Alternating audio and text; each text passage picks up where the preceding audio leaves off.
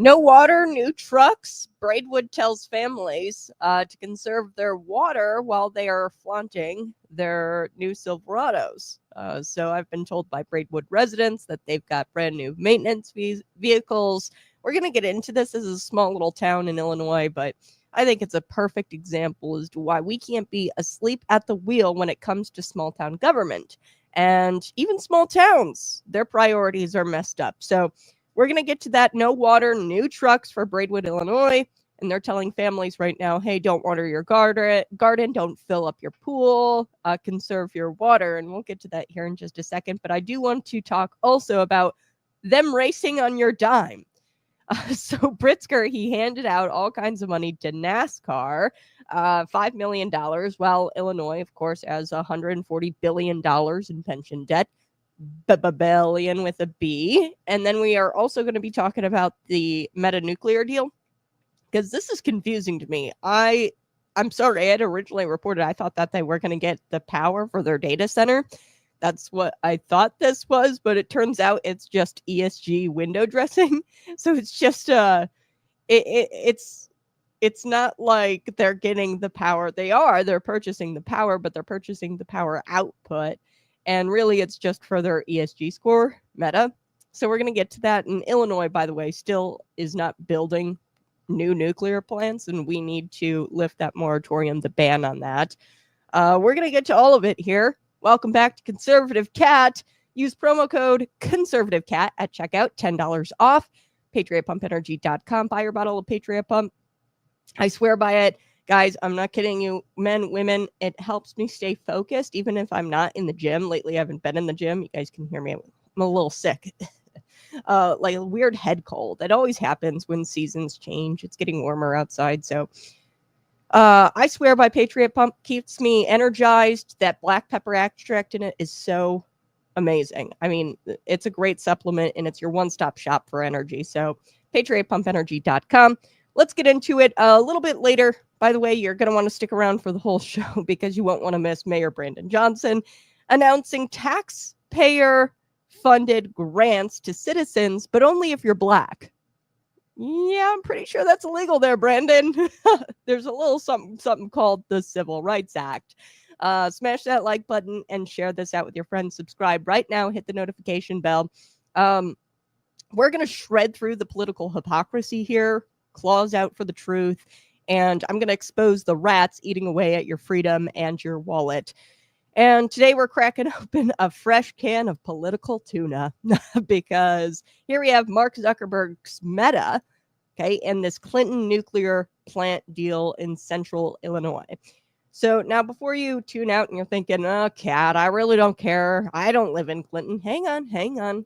Because this is a little maneuver in Illinois that tells us everything that we need to know about the corrupt green energy, ESG fakery, and how woke corporations like Meta are crawling into bed with power utilities, all while average folks like you and I are stuck footing the bill.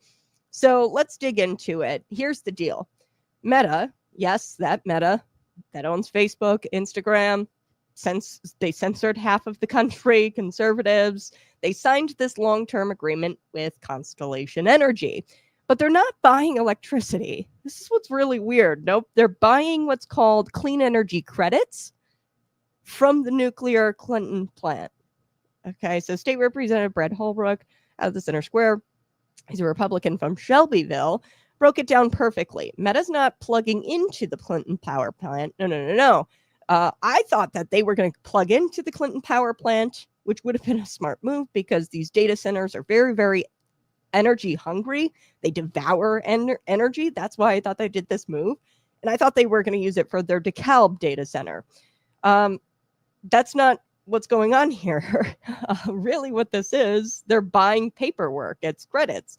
It's a line item that says, hey, look, we're green nuclear, which is kind of odd because some Democrats will say, oh, nuclear isn't green. And I don't know if they're just trying to be proactive. Illinois, they had this big bill this past legislative session where they snuck that in there for data centers, and they mandated them that they had to run off of renewable energy, so wind and solar.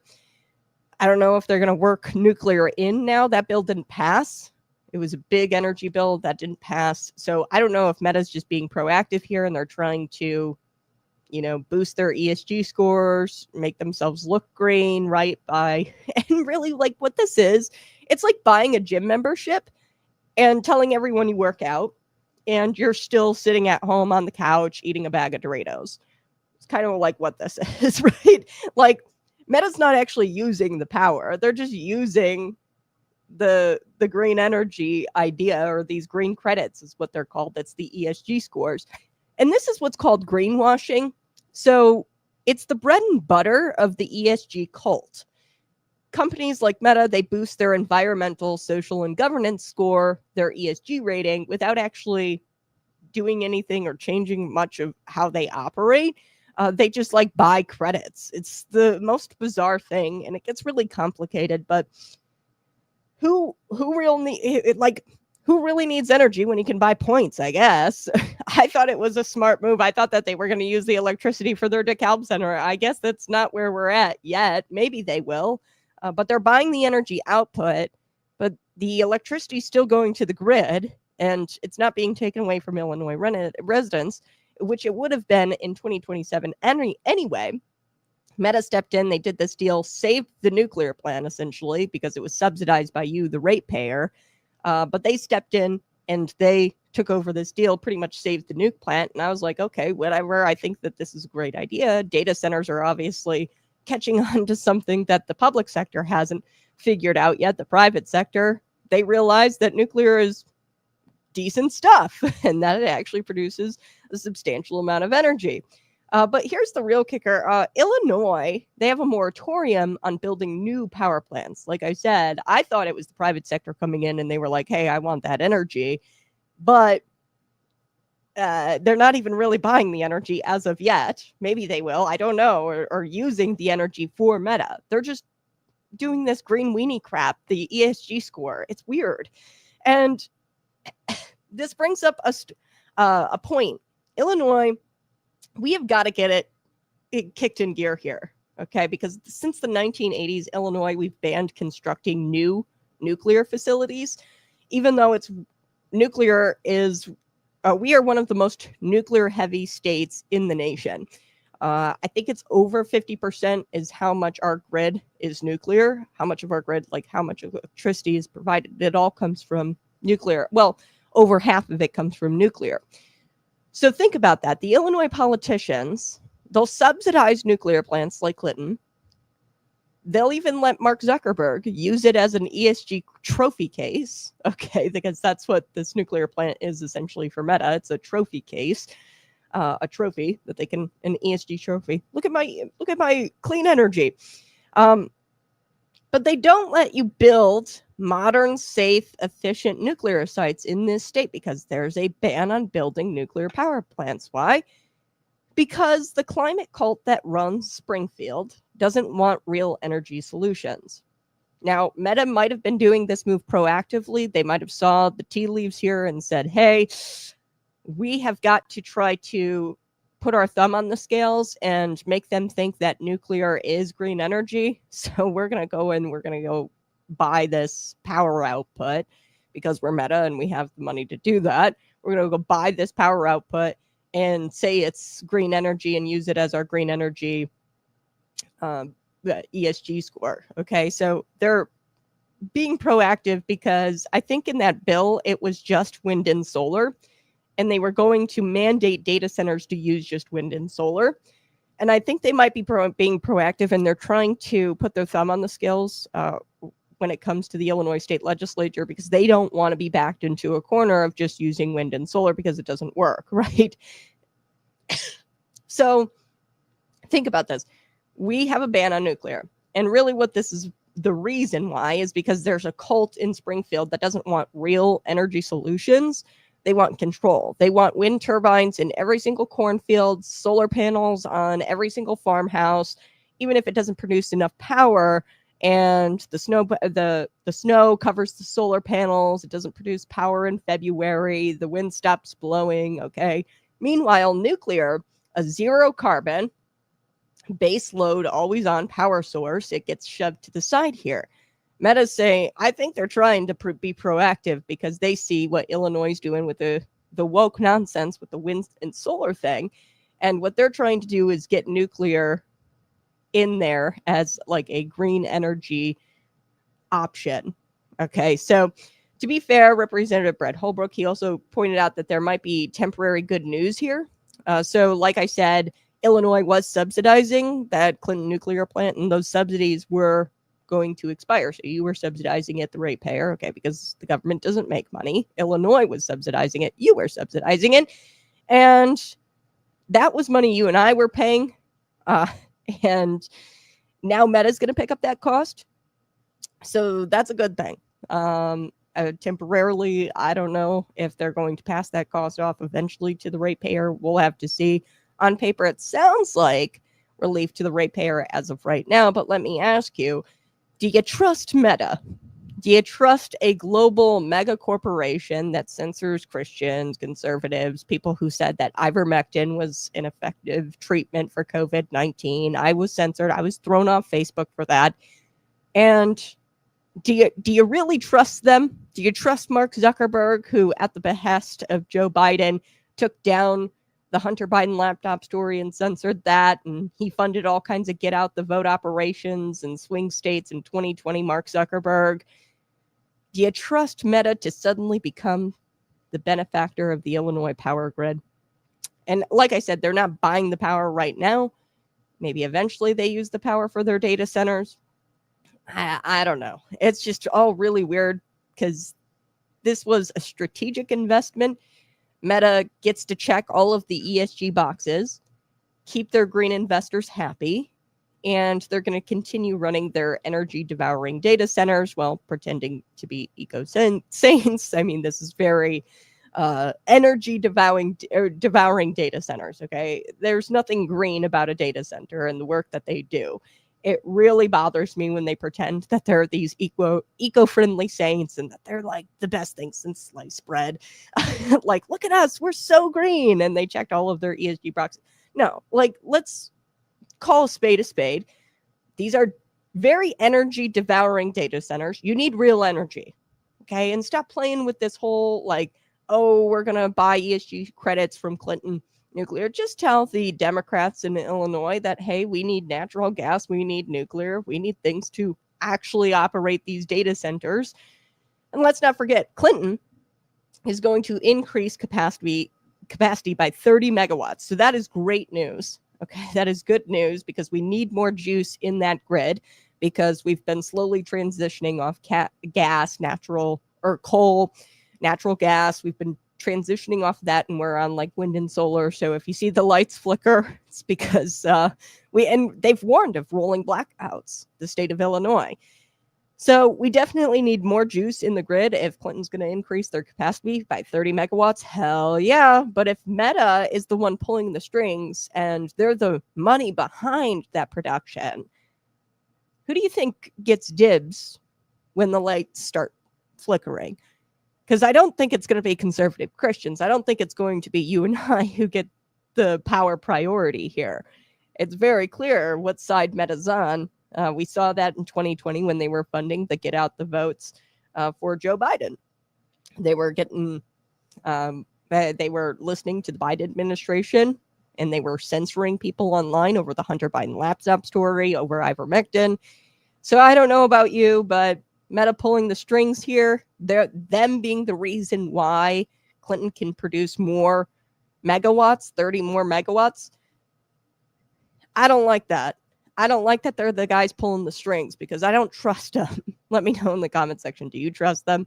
Now, let's talk the bigger picture because this isn't just about one plant. It's not just about this one deal with Clinton Nuclear. It's about a full-blown war on reliable energy in Illinois. Remember the Climate and Equitable Jobs Act in Illinois that was passed in 2021? That bill literally caps how much natural gas we can produce in Illinois. Okay, that's right. We're putting limits on what type of energy that's kept this country running through ice storms, heat waves, government incompetence. Okay, we're putting caps on natural gas because of this 2021 bill. So Republicans like State Representative Brad Hellbrook, he says that we have to revisit those caps, okay, and we have to finally lift the nuclear moratorium. But the Democrat majority in Springfield, funded by the Green Lobby and obsessed with their net zero fantasies, keep jamming their fingers in their ears and humming about how wind and solar is so great. La, la, la, la, wind and solar, wind and solar. Like, that's literally the Democrats in Springfield. They want mandates. They actually want these data centers to just use wind and solar, which might be why Meta did this proactive move with the whole nuclear deal to try to get nuclear snuck in there as a source to use for these data centers. So Halbrecht warned about this. He said, if you force companies on these to rely on these wind and solar, these weak sources of energy, you're going to paint them into a tight corner, and eventually the Illinois consumer is going to have to pick up the tab because they're going to have to figure it out. ComEd, Constellation Energy, they're going to have to figure it out if these data centers are draining the grid. They're going to have to enhance infrastructure, and ultimately that's going to come out of your pocket, and it's just foolish. It's just dangerous, okay? Lift the caps on the natural gas. Let's build nuclear. What the hell are we doing? Okay, look, the Clinton deal is a test. It's a test as to whether Illinois lawmakers, will finally wise up and embrace nuclear and natural gas, or if they're going to let Silicon Valley billionaires like Meta and climate NGOs dictate how middle America heats their homes. Okay, so if Meta wants to buy credits, fine. Whatever. This is just a weird deal. But we better not let them distract us from the real issues here. The real issue is that Illinois' grid is becoming increasingly unstable. CEJA, the Climate Equitable Jobs Act, limits real power generation from natural gas. It limits how much natural gas we can use here in the state. Nuclear expansion has been blocked for 40 years. We need to lift those 40-year-old bans. And ordinary families, we can't be priced out of reliable electricity. We're being priced out of reliable electricity. So ordinary families are affected by this, and we're staring down a future where bureaucrats and woke tech titans like Meta, they are going to get uninterrupted power. Okay, that's where I think this is headed. I think that the bureaucrats, the elites, the tech titans of the industry like Meta, they're going to get uninterrupted power while your lights will flicker every single time the wind dies down or the solar panels get iced over in January. So we need real reform. We need to lift the moratorium. We need to end the caps on natural gas.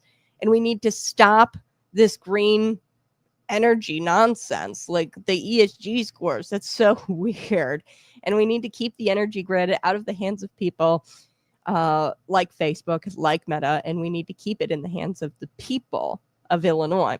So in the 20th century, America lit the world up with real power: natural gas, coal, nuclear.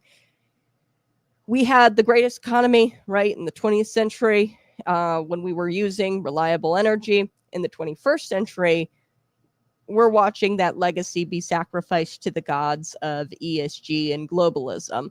And this Meta move, it's not about power. It's about paperwork. It's about propaganda. It's about paving a road to centrally controlled, government-approved energy system where only the elites have access to power and the rest of us are told to conserve. Conserve. They're going to have access to power. You won't. And I don't trust Meta. I don't trust Illinois. We need to lift these bans. Lift the ban on nuclear, and we need to stop capping natural gas. That's the only way we're going to have reliable power. And don't let them sell you these green lies wrapped up in this nuclear ribbon. We need energy freedom. We need local control. We need leaders like Brad Holbrook who are willing to stand up to this madness. And yeah, just lift the caps. And then we can have data centers. We can coexist. The elite and you and I, we can coexist. There's no issues here. I don't mind the data centers, but I do mind them when they're transitioning us off of reliable energy sources and we're not going to have power. Our lights are going to start flickering because these are energy devouring data centers and they're going to be prioritized 100%.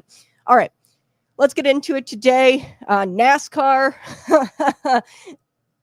One of the dumbest spending moves I think Illinois has ever done, and that's saying something.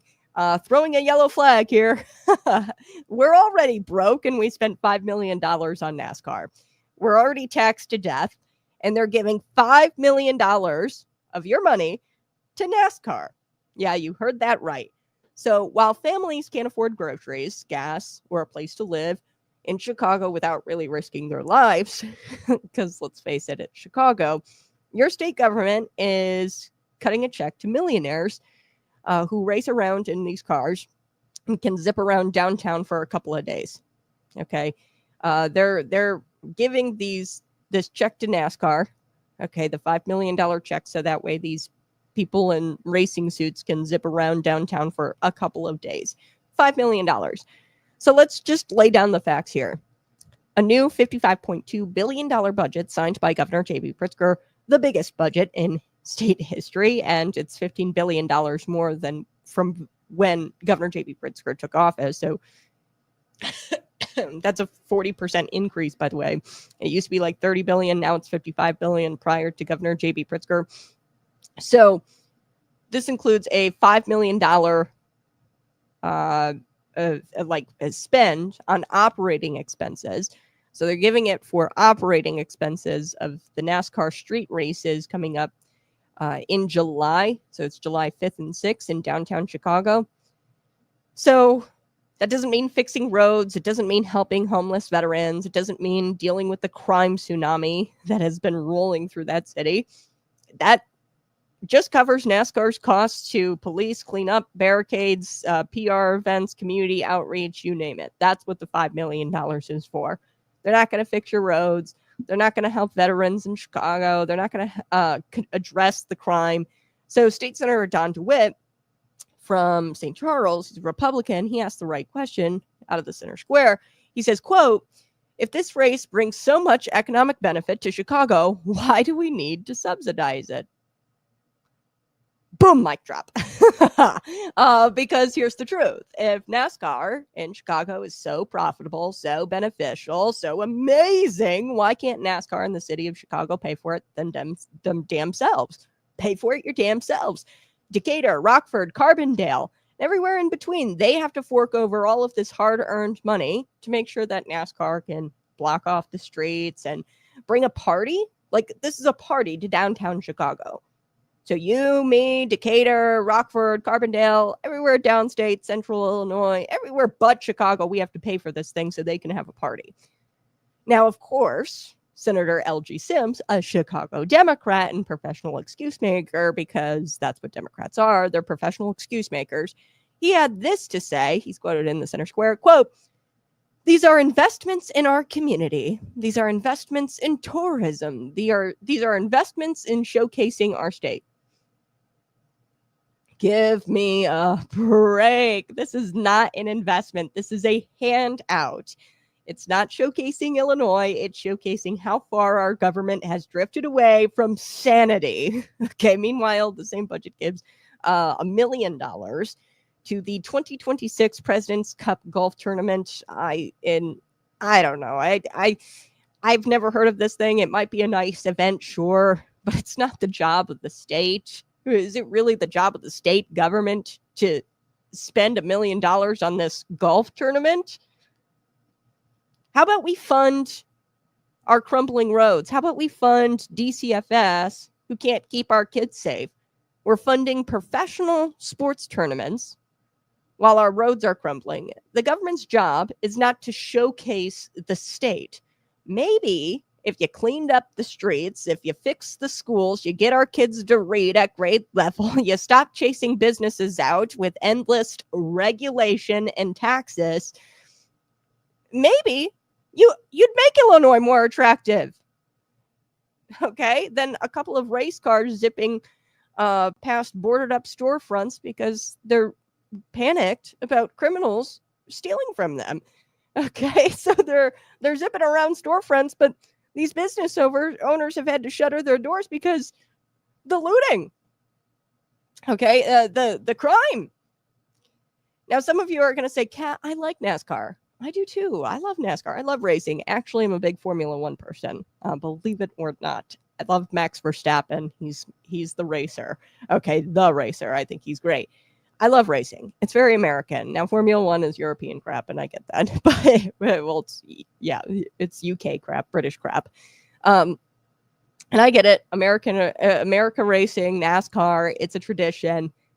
But come on. This is woke NASCAR now. It's not what it used to be. Okay, this isn't Talladega, Daytona. It's not what it used to be. They rebranded NASCAR, really, and they've tried to fit in with the urban elite, climate correct, diversity flavored marketing plan. Okay, they've tried to create this climate correct marketing plan and the diversity hires and all of that. It's woke NASCAR now. Okay, so remember, this is the same NASCAR who banned the Confederate flag, pledged allegiance to ESG principles, economic, social, governance scores, those principles, and then they bent over backwards to make sure that NASCAR wasn't too Southern, right? They, like, quite literally, I'm quoting, NASCAR didn't want to be too Southern. So now it's in downtown Chicago, and they've been, trying to rebrand to fit in with these urban elitists. And they're racing past crime scenes. I want to be very clear in Chicago. They're going to be racing past crime scenes. They're going to be racing past public schools where children can't read or do math at grade level, and we're paying for it. And you think that the average Illinois taxpayer signed up for that? I don't think so. Now, excuse me, I've got this weird head cold going on. It's that time of year, summertime here in Illinois. The season changes, the corn starts growing. It's just a mess. I want to get to this racer, Justin Gayer. I don't know how to say his name. I'm probably butchering it. Sorry, Justin. But he's a Springfield native, and he's a NASCAR driver. Like I said, I don't watch NASCAR. I watch Formula One. Do you think that this racer's footing the bill? Of course not. He admitted the obvious, though. He said, quote, especially the first year, this wasn't easy or seamless as folks had hoped that it was going to be. There was definitely some headaches. That's what he said about NASCAR last year being in Chicago. Yeah, Justin. Yeah, I feel you, man. Blocking off a big chunk of downtown for 43 days. That's what happened last year to build this racetrack. 43 days for a 2-day race. That's 43 days of headaches, traffic headaches, people trying to get to work, business disruptions, lost revenue, and massive police overtime. NASCAR says that they're going to trim that down from 43 days to 25 days. Wow! Thanks, guys. You're blocking off Chicago for, almost most of the month now. That's great. Not 2 months, not almost 3 months. So we're still paying the $5 million, by the way, for that privilege. Chicago being completely shut down for 25 days while they set up this race. And we're paying $5 million for that privilege. So let's take a moment and compare. What we don't have in Illinois, what we could be spending that money on, is a functioning DCFS. We do not have a functioning DCFS. Just talk to anybody who is a foster parent. We don't have affordable taxes, property taxes. We don't have safe neighborhoods in major cities. We don't have enough state troopers. We don't have enough patrol on our highways. And in most areas, you can't even really get clean water. I actually will get to this maybe tomorrow. I saw a report about lead being in waters, in our water systems. There's a lot of central Illinois communities affected by this. McLean County, Leroy had high levels of lead in their water. So we can't even get clean water in our downstate towns.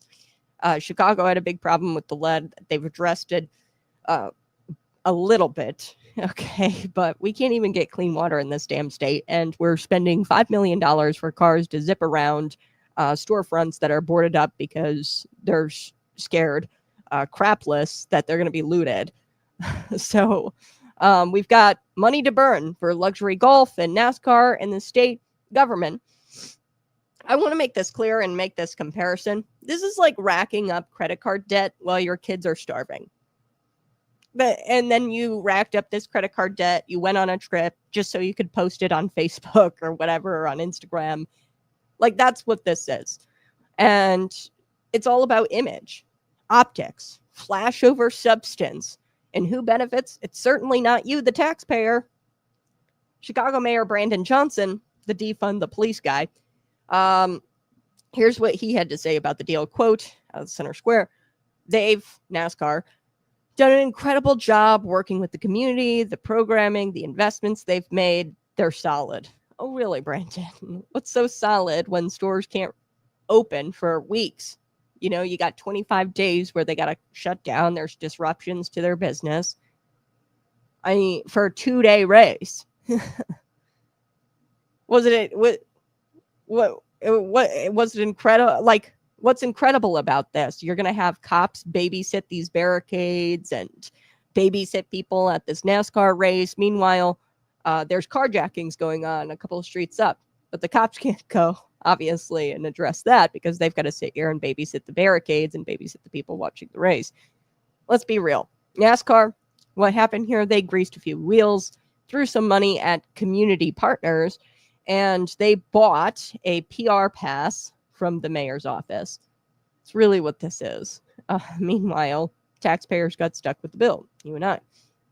This isn't community engagement. It's pay-to-play politics dressed up in pit crew uniforms. Okay, so they threw some money at community partners, and in exchange, they got the $5 million in taxpayer funds. That's most likely what went down with this, okay? So NASCAR's Chicago deal is a 3-year deal. It's a 3-year agreement. So this is the last one. It's been going on for 3 years. No word on whether or not it's going to be renewed. But if the grift goes well and they get away with it, expect Chicago and the state to double down. Most likely, they'll give them $10 million next year. Who knows? And if it does, Illinois taxpayers, we got to be ready to buckle up because when the government finds a new hobby to fund with your money, they don't stop ever. So this is probably going to go on for 20 years, and the funding is going to continue to get larger and larger and larger. So this isn't about NASCAR. This is about government priorities. It's corruption disguised as tourism investment. And this is about Chicago getting bailed out while the rest of the state of Illinois gets left behind. Like I said, most central Illinois communities have exceeded levels of lead in their water. We need more leaders like Senator Don DeWitt who ask the hard questions. We need to defund these vanity projects. We need to redirect these dollars into actual public service, roads, bridges, law enforcement, veterans, kids in the DCFS system. And for NASCAR, let them pay their own bills. Or better yet, take the show back to real America, downstate, small town, real fans, right? And stop with this urban cosplaying that you're doing, NASCAR, because you're taking a NASCAR race to a city where they can barely keep their traffic lights working. All right, so call your representatives. Ask them why Chicago, or why they're getting money for their parties from you. Okay, why do I have to pay, representative? Why do I have to pay for Chicago's parties? Call up your representative and ask. Always attend your city budget meetings. Find out what your city is spending money on. And share this episode out. Subscribe right now if you're listening. And tell your friends about Conservative Cat. And most of all, vote like your tax bill depends on it, because it does. Now, I do want to get to Braidwood, Illinois. This is actually my hometown, and I'm not going to sugarcoat the truth here, okay? And I'm not going to let small town politicians skate by when the basic necessities go sideways. I'm not going to do it, okay? I love Braidwood, but this is not right. And the city just told their residents, I found this story because my brother told me about it. He's on Braidwood Water. And they said, stop using so much water. That's right. On June 16th, the city of Braidwood dropped a news release asking people to limit their water use effective immediately. And here's the kicker, folks. This is the same city that is currently showing off its brand new fleet of Chevy Silverado trucks. This is what really pissed off my brother and other Braidwood residents that I talked to about this story. And I was like, hold on. Let me get this straight. They're telling you that you can't keep your water running during the summer. Okay, it's 90 degrees outside. The kids want to play in the sprinkler, okay? And you guys got the money for shiny new city vehicles. They slap the logo on them. They're maintenance vehicles. This is how small town government goes wrong. So let's read what they actually said in this press release. Mayor Todd Lyons, recently elected, by the way, put on Facebook a notice asking residents to reduce their water use, especially for things like washing their car, watering their lawn, anything non-essential. You guys remember in 2020, they deemed businesses non-essential. Now they're deeming certain activities for your water, certain water activities as non-essential. The reason, I guess the city's 1993 water treatment plant can't keep up. And their water tower has been offline since January. So what do? Do they issue an apology? Do they admit failure? Nope. They just shift the burden to the taxpayer again, and they say, quote, "We understand this may be an inconvenience to some." Like some inconvenience, or that we understand this may cause some inconvenience. I'm quoting them. Some inconvenience? Some? Try telling that to a family of 5. You got 5 kids, 90 degrees, and try telling the 5 kids that they can't run around in the sprinkler in a 90-degree weather day. Or how about this? How about a local landscaping business and they can't water new sod? Because according to them, that might be deemed non-essential. This isn't some optional luxury. This is water, damn it. This is basic infrastructure, damn it. Okay? Now, in their defense, they said that we're working on it. They're going to develop a new well. They're planning on upgrades to the old treatment plant, and they're in the process of hiring someone to fix the water tower that's been down for 6 months. Folks, this is all future tense. Let me ask you something. If your home water heater gets busted and has been busted since January, would you still be in the process of calling a plumber today in June? No? Okay. And then let's go a step further. Would you expect your neighbors to come over to your house, conserve on your behalf while you went out and bought a brand new pickup truck? No. You wouldn't do that. And that's what's happening here. Because this is government. This is make-believe land. And they operate like it's a fantasy. Okay? And don't get me wrong. I love an American-made truck, Chevy Silverado. Hell yeah. I was kind of jealous when I saw the pictures. You know, people have been sending them to me where they're sending me pictures of these really nice vehicles. And don't get me wrong, yes, maintenance vehicles, you got to keep those up. That's part of the infrastructure. I get it. We got to make sure they have decent vehicles. Now, this is a small town. I think you could get by with, smaller, older truck. But you're asking residents to stop watering their gardens, to ration the water for their kids in 90-degree heat. Maybe if you find yourself asking them to do that, maybe you hold off on the parade of chrome and leather until you fix the damn water tower, right?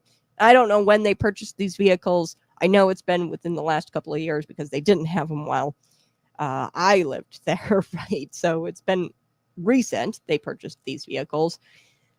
You don't get to play broke when it's time to fix a crucial utility. We're working on it.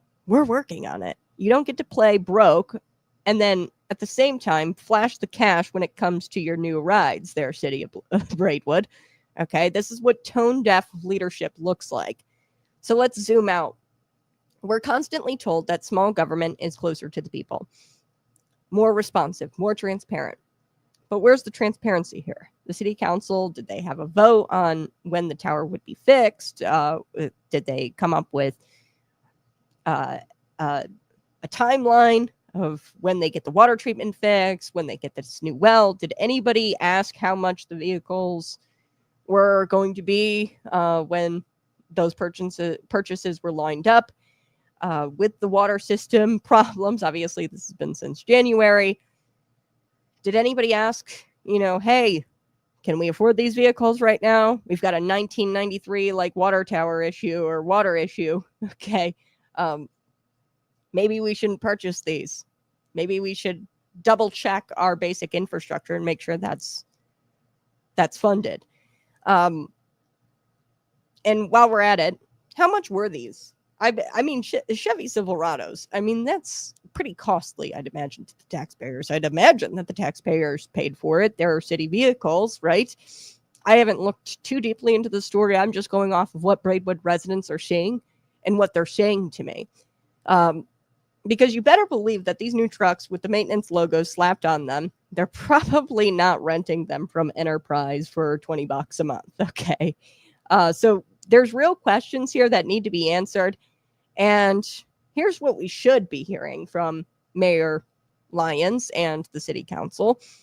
They should give you a full project timeline with hard deadlines. Hey, we're going to fix the water tower here. We're going to build this new well here. We're going to do upgrades here. They should be sending out very detailed timelines of when this is going to be remedied. They should monthly public updates on water infrastructure, right? Not just when it goes to hell in a handbasket, right? And we should see spending breakdowns. Be very transparent. Put your spending breakdown on all your capital purchases. Do it every city council meeting, right? Including those new trucks. I'd love to know how much those new trucks costed. Instead, they sent a polite letter. Okay, they didn't do any hey, this is when the water's going to be fixed. This has been out since January. They didn't do any of that. They sent a polite letter asking you to cut back while they mismanaged basic utilities that you pay for. And they, pose for PR photos. And, I went on their social media and they do all kinds of PR stuff on their City of Braidwood Facebook page. And yeah, it's all PR. And that's fine, but you need to manage basic utilities, man. Okay. And this is how broken systems stay broken. They guilt the taxpayer into sacrificing while protecting their bad spending habits. This is how broken systems stay broken. They guilt you. They say, hey, sacrifice a little bit. We're a community. Sacrifice a little bit. Shut off the water. Don't water your lawn. Don't let your kids run out in the sprinkler on a 90-degree day. Don't want landscaping business in Braidwood. Don't water the sod. Don't water the grass. It's what? All right, here's the bottom line. You can't grow a city if you can't guarantee water. You certainly can't ask working class folks to scale back on their daily use while City Hall rolls out these fresh Silverados, fresh off the lot Silverados, okay? You can't do that. Water's not optional. It's just not. It's not optional. And it's not an inconvenience. This is, if you had done your job correctly, we wouldn't be inconvenienced kind of deal. So my message to the Braidwood officials, put the press releases down, pick up the phone, get the damn water tower fixed, right? It's been down since January, according to the social media post. It's time to fix it. Put down the press releases. Don't ask people to sacrifice their daily usage. Get it done. Okay. I gotta take a quick break, but when we come back, I'm gonna play some conservative cat clips and hear a word from our sponsor, PatriotPumpEnergy.com. You guys can go buy your bottle of Patriot Pump. But when we come back, I want to talk about this guy who has had his farm, who's 175-year-old farm. Okay, it's been in his family for centuries, almost at this point. Okay, 175 years. It's been seized. Well, they're attempting to seize it for affordable housing. The government. So now the Trump administration, they caught wind of this and they are coming to this guy's defense. He's an elderly man. He's got this 175-year-old farm. It's been in his family for that long. And via eminent domain, the city wants to take it from him for affordable housing. Trump administration, they caught wind. They're coming to his defense. We are also going to get to the ladies on The View because they were absolutely shocked when immigrant Arnold Schwarzenegger opposed the illegal immigrants, the illegal ones. So they were shocked by that. I guess he didn't get the memo or the talking point ahead of time. And we are going to get to a Naperville, Illinois 5th grader who has to educate this school board on the difference between boys and girls. I'm going to be right back. Smash that like button and subscribe and share this out with your friends. We'll be right back.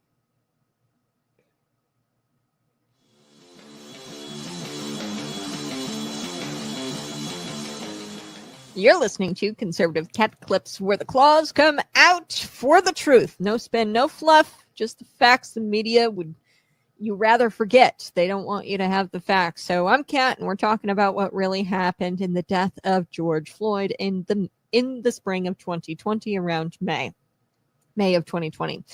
And what it did to this country, what the death of George Floyd did. So let's start here. George Floyd, his death, sad. I mean, it's sad when anybody dies. It sparked outrage across the world. The video was pretty graphic. The officer's actions were condemned by conservatives. Not me, though, because I understand that this was a hold that was used by law enforcement back then and is continued to be used to this day. This is a hold. What came next? It wasn't just mourning.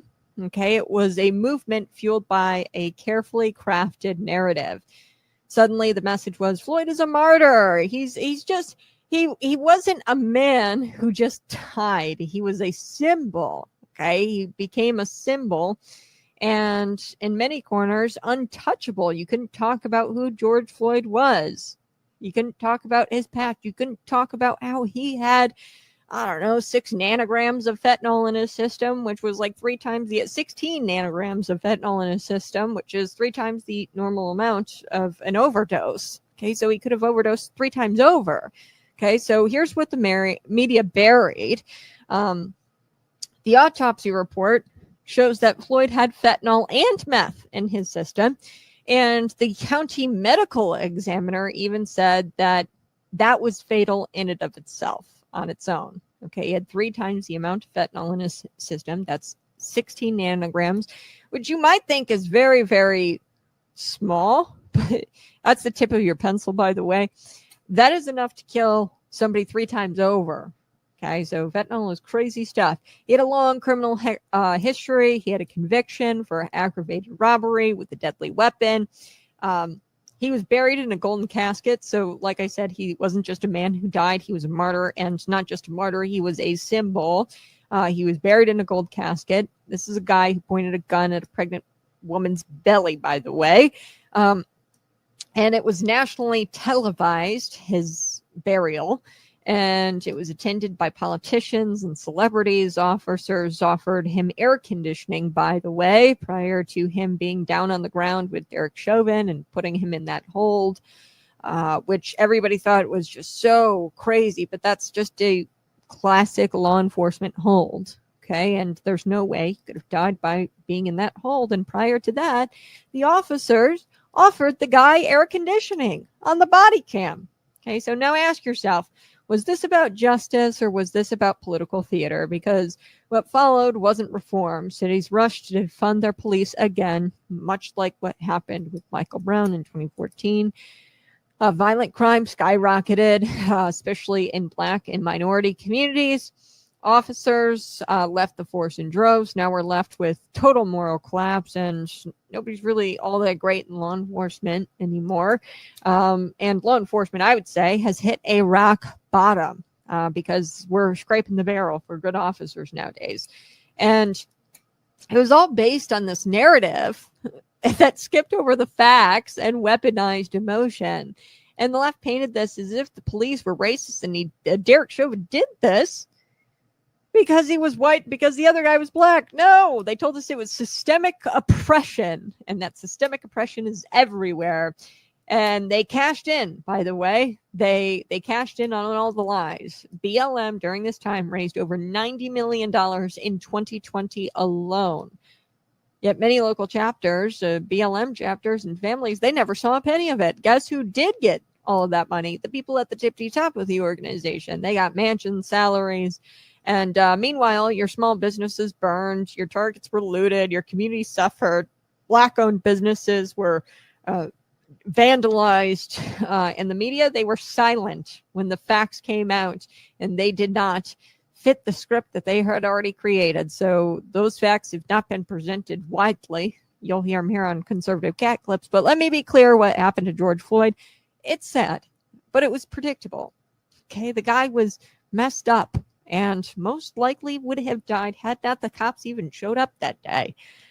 He had 3 times the amount of fentanyl in his system, 3 times the overdose amount. So we've got to separate tragedy from truth, and we have to stop passing laws based on emotion. Instead, we should be passing laws based on evidence. And the people who suffered the most, everyday Americans. This has been Conservative Cat Clips reminding you, we have to demand better policing, yes, but we have to do it without destroying law and order, and without letting these fat cats at the tippity top of the BLM organization getting rich. And maybe it's time we start honoring the truth with the same passion we give to the narratives that the media comes up with. This has been Conservative Cat Clips. Hey, good morning. It's Conservative Cat. Go ahead, hit that subscribe button right now for me and hit the notification bell. Follow me on Rumble. I'm on Facebook. Just type it in your search bar, Conservative Cat. PatriotPumpEnergy.com. You can buy your bottle of Patriot Pump today by using promo code Conservative Cat, $10 off. All right, let's get into it. Here in America, we've got a little something called private property rights. So those pesky private property rights. The government isn't supposed to take your land and take it to try to fix some made-up problem, okay?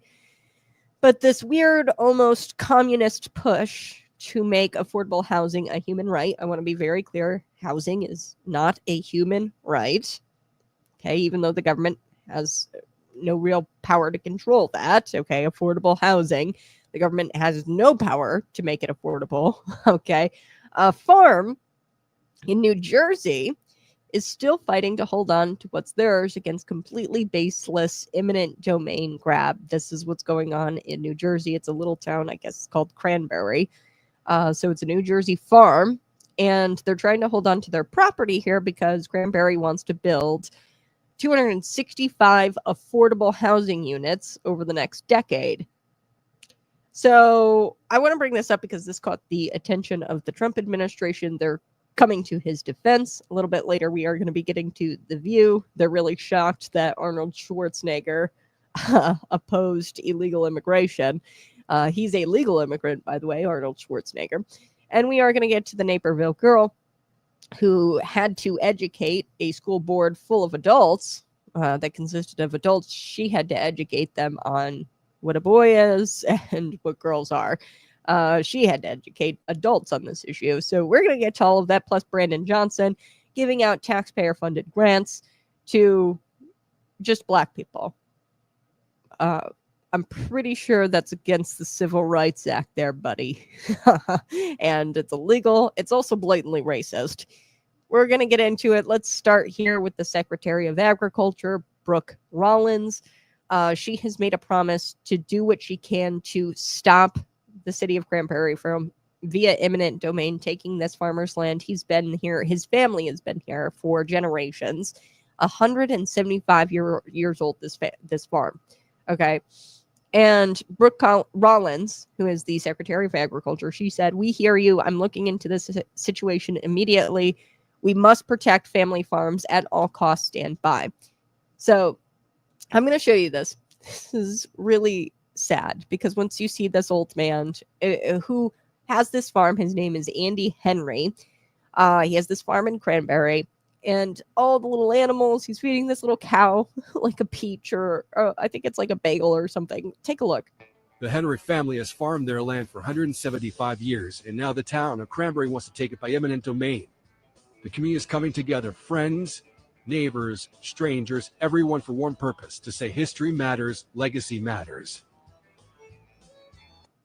The Henry family has farmed their land. Okay, so I mean, this is like such a cute little farm. It's such a staple in the community, and they're coming in and they're going to take it for affordable housing. So for the side to claim that they're all, like, Democrats always claim they're in it for the little guy. They truly do everything in their power to kill family-owned businesses and to take things away from working class folks. Okay, so they always claim they're in it for the little guy, but they don't do anything to show that they're in it for the little guy. So Brooke Rollins, she was on the phone with Andy Henry of Cranberry, New Jersey. The city government has approved seizing the 175-year-old family farm via eminent domain for affordable housing. And here's what Rollins said on X. She said, while this particular case is a city eminent domain issue, we, the USDA, are exploring every legal option to help. And then she went further. She said the Biden-style government takeover of our family farms is over. That's what she said. She went further and said that. So what does government mean, by the way, when they say we're going to create affordable housing? Because every time a city makes that claim, it always ends up like 10 times more expensive. On top of that, they're destroying these mom and pop farms in the area, and they're taking a crap all over your private property rights. And really what they're doing is they're helping big corporations take over. We saw this in Central Illinois recently. I had Kayla DeLong. She was a real estate agent, and she, lived in this community where they were right next to this cornfield that was zoned for single family housing. And the city abruptly changed it into multifamily housing, and now they're going to build these huge student housing type apartments. It's Illinois State University. It's right there by by Bloomington Normal. This was in Normal, and they just let this corporation, Young America, come in and pretty much take over the single family housing zone. They made it into they abruptly changed the zoning there. And now all of their property values are going to go down. Naturally, the surrounding neighborhoods. So the fact that the left pretends to hate the rich while claiming to fight for affordable housing, this is a slap in the face to Americans' intelligence everywhere. Like, do they think you're stupid? You can say you're for affordable housing all you want, but really this is the big corporations getting rich. And really what's going to wind up happening specifically with that Bloomington housing development, they're most likely going to charge like $2,000 a month or something like that for these apartments, and you're never going to own nothing, and you're going to be happy. That's what these big corporations want. BlackRock comes in. That's also why they have so much red tape here in the state of Illinois when it comes to being a landlord. Like, you can't even, as a landlord, you can't even demand that they use a payment portal system that you set up, and you can't charge a fee for that. You have to allow them to pay you via check or Venmo. And that's just ridiculous, because checks, I mean, they could bounce, right? Venmo, it's possible where you can Venmo somebody and then it doesn't go through. You have the funds there at the time, but then the funds aren't there. That happens sometimes. And they're so unfriendly to these small landlords. Why? Because they want these big corporations to come in, and they want state-run government housing. And they're going to do it in tandem with these elitist corporations. And they think you're stupid. They think that you don't see this. Just think about this. A New Jersey town wants to destroy a small family-run farm to make room for a big developer. That's not standing up for the little guy, okay? This is paving the way for a massive corporation to get even bigger while pushing mom and pop businesses closer to extinction. You truly can't even make up that level of hypocrisy. I wouldn't want to, but they're doing it for me. They're showing you who they are, and they aren't in it for the little guy. That being said, we can only hope that Rollins is actually going to do what they say they're going to do, right? And I hope that they come to the defense of this guy. I do want to get to Arnold Schwarzenegger this morning. Arnold Schwarzenegger was on with The View, and he didn't take the bait. Okay, so they baited him.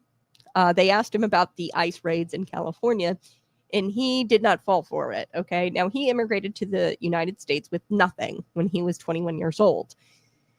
He went on to build a very successful career, more successful than most people around the world could ever dream of. On top of that, he became governor of one of the largest states in America. An immigrant did that, a legal immigrant, in fact. And if that's not the American dream, I don't know what is. Still, it's got to be frustrating when you've got lunatics on your right and on your left at The View, and they act like he should be lumped in with a group of criminal aliens that Donald Trump's administration is currently prioritizing for deportation efforts. So this is why he said what he said. It had to be said. Take a listen. You are an immigrant.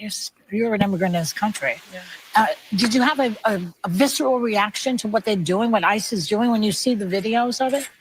Well, I tell you, you said that the immigrant, I'm so proud and happy that I was impressed by the American people like that.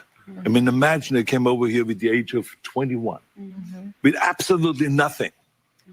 And then to create a career like that.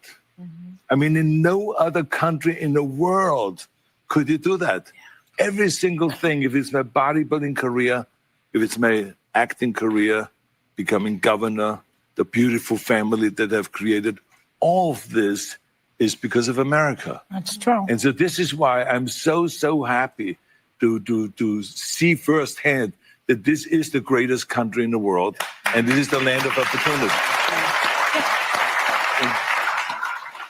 And I think because I'm such a proud American and a proud immigrant that came to America, I was asked to do, on July 4th, a big speech, the keynote speech at Mount Vernon, where George Washington was laid to rest, and where he lived and all that, to celebrate the 250th anniversary of America, the existence of America. And I will be doing the speech there. They asked me because I'm an immigrant, and there will be 7,000 some people there, and there will be people that will be sworn in and will become citizens that day. That's great. So it's really a great celebration. And this is what this is all about, is to celebrate people becoming Americans and coming to America and all that. And so I just think the world of the great kind of a history that we have with immigrants in America. But the key thing also is at the same time that we got to do things legal. That is the important thing, you know. So you got to do things legal, and those people that are doing illegal things in America and that are foreigners, they are not smart. Because when you come to America, you're a guest, and you have to behave like a guest. Like when I go to someone's house and I'm a guest, then I will do everything I can to keep things clean and to make my bed and to do everything that is the right thing to do, rather than committing a crime or being abusive or something like that. So that doesn't really work in this country. So I think the important thing is when you become an immigrant, to think about, okay, I go to America because I want to use America for the great opportunities that America has in education, in jobs, creating a family, all of those kind of things. Then you have to think about, okay, if I get all of those things from America, then I have to give something back. You have a responsibility as an immigrant to give back to America and to pay back to America and to go and do something for your community for no money whatsoever. Give something back to after-school programs, Special Olympics, or whatever it is.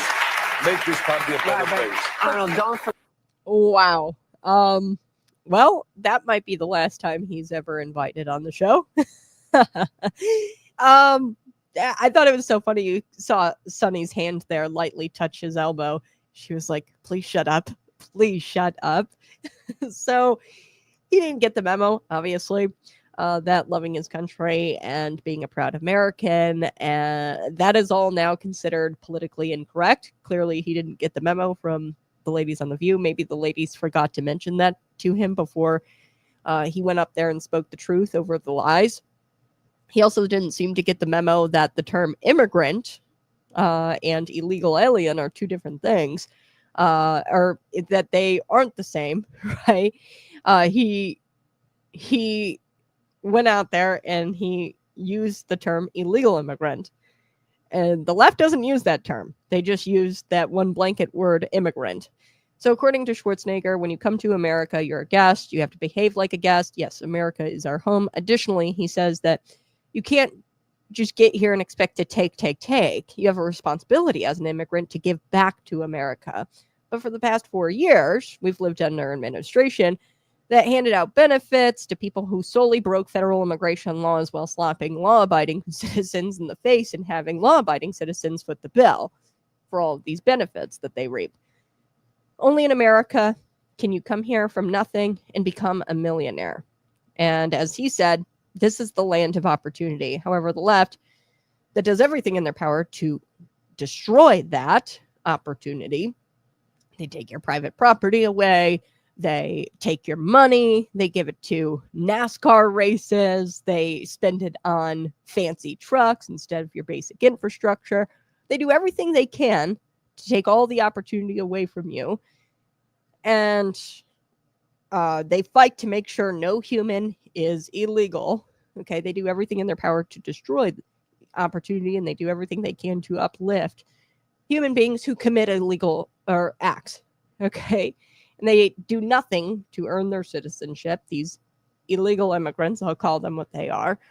They come here, they border hop, they jump the border, they enter through an illegal port of entry. And on top of that, they also commit even more crimes. That's who's the target right now of Donald Trump's deportation efforts. So there's probably nothing more frustrating for illegal immigrants than when the left lumps them all together with the criminal aliens who are committing some of the worst crimes ever, drug trafficking, human trafficking. They're smuggling humans across the border. There's probably nothing more frustrating for people like Arnold Schwarzenegger or legal citizens to have the left lump them in with those types of immigrants, illegal immigrants. The American people see right through the gaslighting and the lies, and they're far smarter than the left gives us credit for, okay? The American people. They think that you're dumb, and they are banking on that, but you're smarter than that. And voters clearly are demanding an end to this nonsense. Many leftists still haven't gotten that memo. I thought 2024 was pretty damn clear. We elected President Donald Trump to carry out deportation initiatives. And they will keep fighting for special privileges. Don't expect them to stop anytime soon. I wouldn't hold your breath. They're going to keep fighting for privileges for foreign nationals, and they're going to keep slapping you in the face. And that's the real threat to the American dream. And they're going to do everything they can to take opportunities away from you and give them to people who are committing not only the crime of illegally entering the country, but crimes on top of that. Now, I want to get to this story. This is from Naperville. I promise you we're going to get to Brandon Johnson because he actually came out and said that he was going to give taxpayer grants to people, but black people only, which I'm pretty sure is illegal. Civil Rights Act, right? He hasn't learned his lessons. The DOJ has investigated him and his hiring practices. He blatantly said that he only hires black people, right? So Harmeet Dillon launched an investigation. The DOJ, they launched an investigation into Brandon Johnson to see if he violated the Civil Rights Act back in May. They announced that, and I guess he still hasn't learned his lesson because he's out there announcing taxpayer grants to only black people. Bizarre. Let's get to this. An Illinois fifth grader asked her school board to keep biological males out of girls' sports, pointing out the different strengths between boys and girls. So this is interesting. This was Naperville, Illinois. Men and women are very different. This is why there are girl sports and boys sports. And one fifth grader had to tell the school board made up of adults, by the way. Honestly, this shouldn't even have to be said. It's so basic that even toddlers can get this, right? But because the woke left woke up one day and they decided that gender and sex are two different things now, while pushing policies, by the way, that contradict that claim, they're now in place, or they're now pushing for these policies, by the way, that can contradict that. What I mean by that is the whole transing of prison inmates, paying for the transing of prison inmates to transition from male to female, taxpayer-funded, gender-affirming care. If you believe that gender and sex are different, then why is it the trans people so badly want to have their sex reflect their gender? If they're two different totally things, I mean, this is their own logic doesn't even make sense. Okay, so I do want to get to this fifth grader who had to remind the adults in the room of basic biology. Her name is Callie McKinnon. She's a very bold fifth grader. She spoke up about how she's upset that how she would be upset if a boy came in and took a winning title from her in sports. And she talked about why she believes boys should compete with boys and girls should compete with girls. You know, a fifth grader can grasp this, but why the hell can't the adults in the room grasp this? Let's take a listen to this very bold fifth grader. Here we go. Hi, I'm Callie McKinnon, and I'm a fifth grader at Maplebrook Elementary School. I'm standing up for the girls who ran in the track meet. They worked really hard to get there, and a boy just came in and got first. And the boy made a fast girl not get the place she deserves. Men and women are very different. This is why there are boy sports and girl sports. I love sports, and I would hate it if a boy came in and beat me. My favorite sports are soccer and swimming. Both of these sports are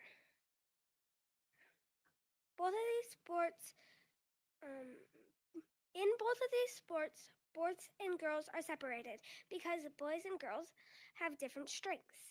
I think Naperville should keep girls and boys sports separate to make it fair for everyone. Thank you for listening.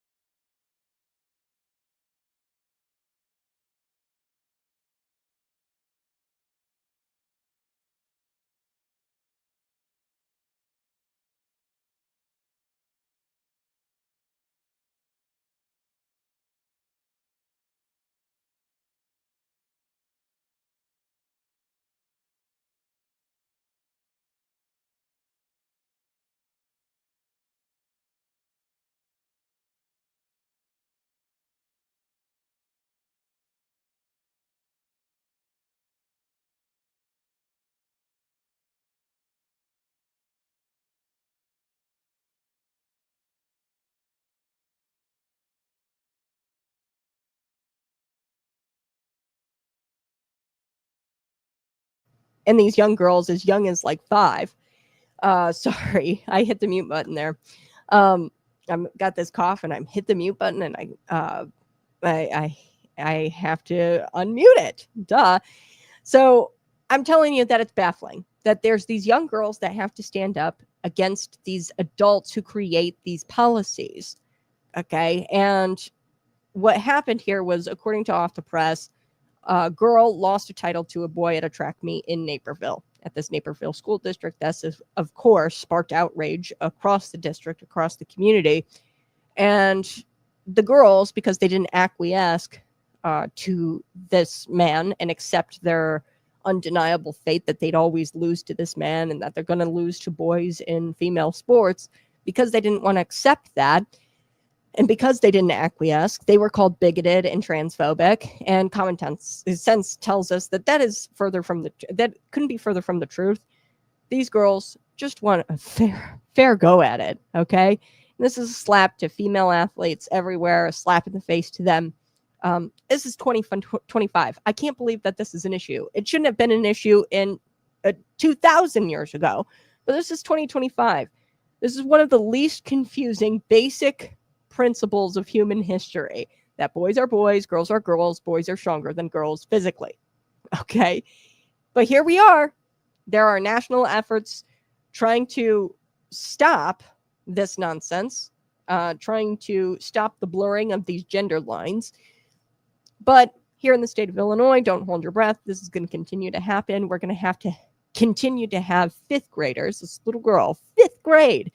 We're going to have her continue to fight the adults creating these policies that the left is responsible for, by the way. IHSA,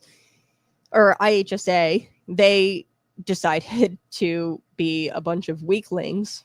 They've got no cojones, and they haven't stood up for young girls and said definitively, hey, we are going to make sure that girls participate in girls' sports and boys can participate in boys' sports. They haven't said that. In fact, they've said, well, we're not going to do much of anything. We're just going to keep it as status quo right now, and we're just going to allow transgenders.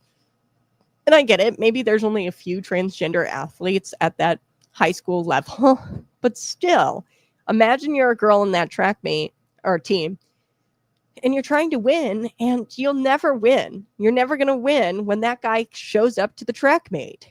He's got the biological advantage. All right. Let's shift gears. I do want to talk about a few more things this morning. The meat packing plant. I didn't get to this story yesterday. As always, subscribe to the channel, like the show, share this out with your friends. I was going to get to this yesterday. It's a meat packing plant, and it's in Nebraska. They lost a bunch of employees to an ICE raid. Shouldn't have been employing illegal immigrants. He probably, or the people at the top of this meatpacking plant, probably wanted the slave labor. I'm not going to say that, but yeah. So suddenly Americans started lining up for these jobs after this ICE raid. So it's a completely false idea when the left says, oh, Americans don't want the jobs where they pick the produce or pack the meat. Okay. No, they definitely want those jobs. And this is a very clear example. It shows us that Americans want these jobs. We're going to get to that. Plus the Chicago mayor announcing these taxpayer funded grants. I promised you I'd get to that. To citizens, that's what Chicago Mayor Brandon wants to do. He wants to give grants to citizens, but only if they're a certain color. Skin color, if there's a certain insignificant birth trait, if the shade of their skin matches his own. So we're going to get to that. Plus, Donald Trump has a new nickname for Tucker Carlson. There's some beef between he and the now former Fox News host. He's on X, Tucker Carlson, but they have kind of been going back and forth, on this whole Iran thing. We're going to get to it here on Conservative Cat. Let's get to this. Turns out that it's not American citizens won't take the jobs that allegedly are so popular with the illegal immigrant community. It's just that many of them weren't available. However, in what is being referred to as Nebraska's largest worksite immigration raid, nearly every seat in the waiting area of the Glen Valley Foods was occupied by people filling out job applications, Americans filling out job applications. So according to NBC, every seat in this waiting area of the Glen Valley Foods in Nebraska, it was occupied by people filling out job applications. And this was 2 days after this meatpacking plant had become the center of the largest worksite immigration raid in the state of Nebraska so far this year. This is what NBC says. The fact that the company allegedly employed that many illegals is astonishing to me.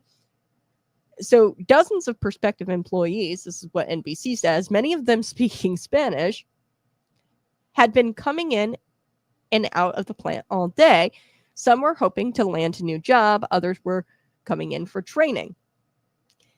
Okay, so is the fact that many of these these people are Spanish speakers, are we supposed to infer that they are illegal immigrants? No. I mean, these are people who are probably Americans who are taking these jobs now. Do you think that this meatpacking plant is going to risk hiring illegal immigrants? Do you think illegal immigrants are going to go right back to the meatpacking plant and fill out these job applications? Absolutely not. These are Americans.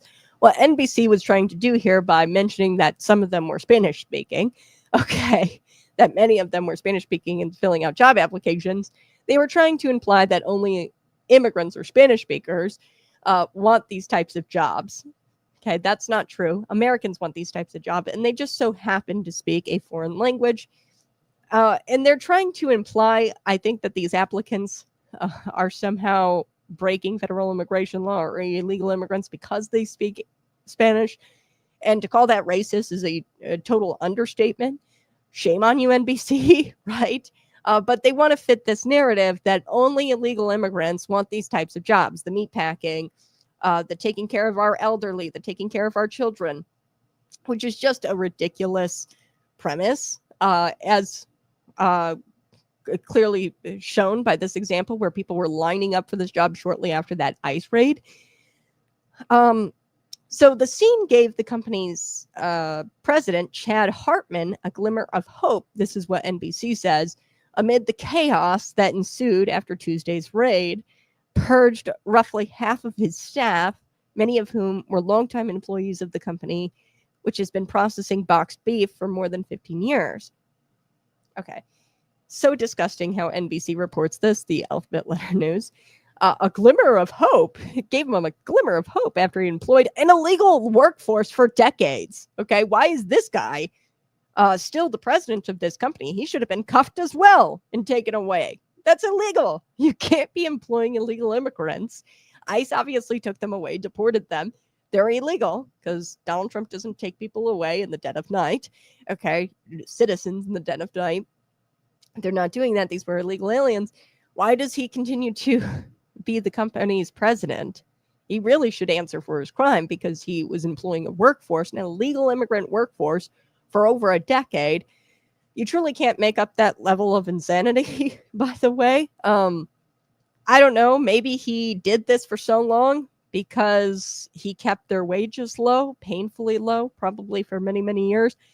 I'm not going to say that because I know better. So I won't be saying it. Most likely that's why, he hired these people, is because of the slave labor. And that's what the liberals really want. They want the housekeeper. They want the gardener. They want servitude. Interesting. The party of slavery is still the party of slavery. Who would have thunk? Who would have thunk? So let's get to this. Liberals cry about illegal immigrants in the economy, and what they really mean is that they want to ensure their cheap labor. They want to make sure that they can continue to enslave their gardener or to enslave their housekeeper. Take a listen to this. So I'm in my beautiful city, LA, and I have friends texting me like all morning. My gardener didn't show up. My housekeeper didn't show up. My farmer's market was closed. Everyone's scared. Well, this is not going to just happen in LA. And you 1%ers that only voted for Trump because of money, guess what? You're going to have to do your own dishes or clean your own house or mow your own lawn. And that wonderful produce, the organic produce you get for your brunches, all gone. Yeah, you're going to actually have to do some work around your house. These people are important. So I'm in my beautiful city. It sounds like she has a gardener or a housekeeper that was deported, and she's really upset about that because her slave is gone. Okay, so liberal boomers, they're upset, and I think that video sums it up pretty much. I don't even really need to say any more than that. Extremely racist party. The Democrat Party is an extremely racist party. Robert Byrd, KKK recruiter. Okay, Margaret Sanger, a eugenicist. She created Planned Parenthood in order to eradicate the black population. Okay, I don't need to go on any further. The Civil Rights Act, they were against that.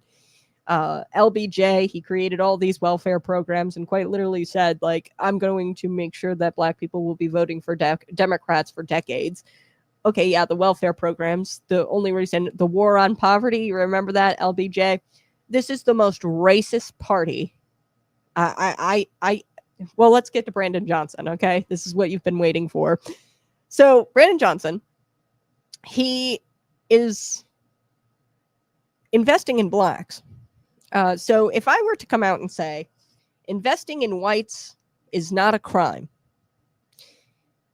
no one would ever say that ever, okay? And if I were to have say that, like actually, you would say, I am a racist. Investing in whites is not a crime.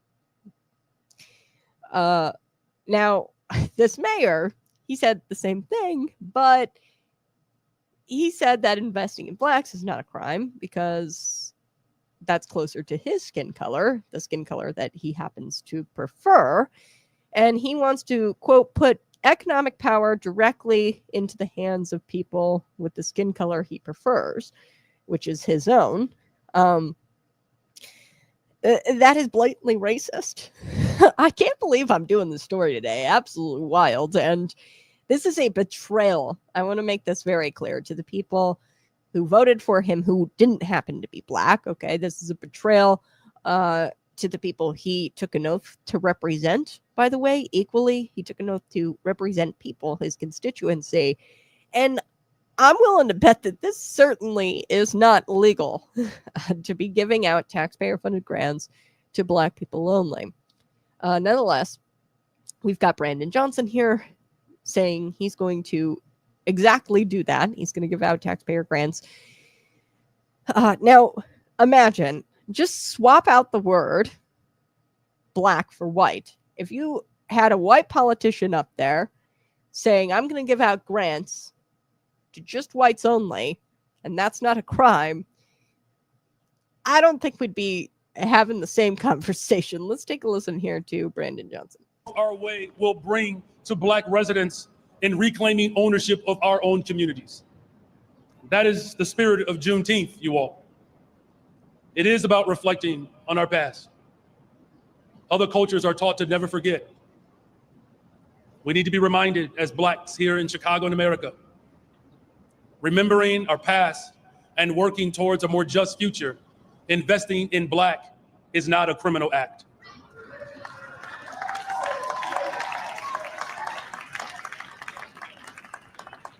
Sister Zakiya says she need a witness, so I'm gonna say it again. Investing in black is not a criminal act. Wow. I'm going to take a couple of your chats. Go ahead, send me a chat. Those grants are against the law. Yeah, I don't think he's learned his lesson much there. Bearfax, thanks so much for being here. Be sure to subscribe while you're here. He hasn't learned his lesson because the DOJ, they informed this guy that creating policies that benefit certain skin colors, is in fact illegal.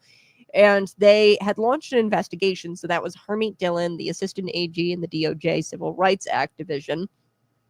There's a little something called the Civil Rights Act. They launched an investigation into Chicago Mayor Brandon Johnson after he had said that he was prioritizing black people as far as giving out contracts. So he wanted to give them out to black-owned businesses. So he obviously hasn't learned his lesson. He came out and said this, that he was going to give these taxpayer-funded grants to black people. What? So I'll get to this clip where he was talking about hiring people based on the color of their skin. Skin that matches his own. This idiot is a racist scumbag. Yeah, most people in the Democrat Party are. Black slaves are gone, so now we need the Mexican slaves. Go Democrats. Yeah. They filibustered, by the way, the 1964, I think I got my date right, Civil Rights Act. So they have always been the party of racism. Okay, the Southern Democrats, they were the ones who tried to defeat Abraham Lincoln with the Emancipation Proclamation. They tried to stop slavery from ending. And Abraham Lincoln was a Republican, by the way. He would not be a Democrat today, as Governor J.B. Pritzker claims. The party has always been pro-slavery. They just do it a little bit differently now. They rely on welfare programs, so dependency. So if you're dependent on someone, that's not freedom, it's slavery. And in exchange, hey, you get the check in the mail, And all we ask for in return is your vote. And you better give us your vote. Otherwise, we're going to withhold this little check in the mail that barely gets you by, and we keep you in your cycle of poverty. Right? So that's how the Democrat Party operates today. Now, let's get to Brandon Johnson yesterday, actually in May. So here he is in May talking about, here we go, hiring people based on their skin color. And we did some expansion at the airport, particularly in the cargo. And do you know there's never been a prime construction company that has led growth for an airport, particularly in cargo, anywhere in the United States of America? But BOA Construction received the prime construction contract at O'Hare under my administration. It's the first Black prime construction worker company to have a prime contract anywhere in the United States of America. And that's critical, not just for BOA Construction, but for the lives that he's going to transform because he's hiring them. But it's also critical for other major construction companies or mid-sized construction companies that are Black owned to know that there is a mayor who sees them and is going to work hard to ensure that whether you're developing homes, whether you are, looking to help take advantage of the opportunities through aviation, whether it's entrepreneurship to provide a service, that there are resources available for you in the city of Chicago. And one thing that I know for sure that I have to do over these next 2 years, every single dime that our people have been robbed of, I want to make sure that that is returned 2-3-fold, because I believe in something called press down, running over. That is what we have to make sure that happens within our community. Okay, so for those comments, Harmeet Dillon launched an investigation into whether or not he violated the Civil Rights Act, right? He was giving contracts to Black-owned businesses, hiring people based on their skin color. Obviously, he admitted to that in that clip. You heard it. Now he's talking about, in a previous clip, giving taxpayer-funded grants to Black people. So according to Block Club Chicago, Mayor Brandon Johnson shared news of the initiative at the city's Juneteenth celebration, saying that the investment will, quote, put economic power directly into the hands of the community that has been affected by historic slavery. So this is an initiative. This is taxpayer-funded grants. It's been 160 years since slavery ended. I want to be clear, Republicans were the one who ended slavery, Emancipation Proclamation.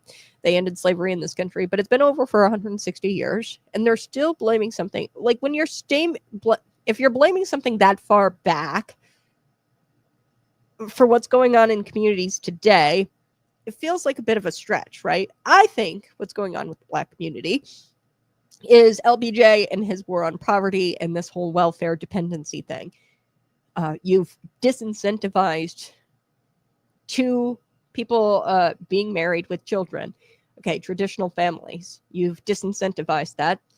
Now there's children. I mean, it's like 70% of Black children are in households where there's only one parent.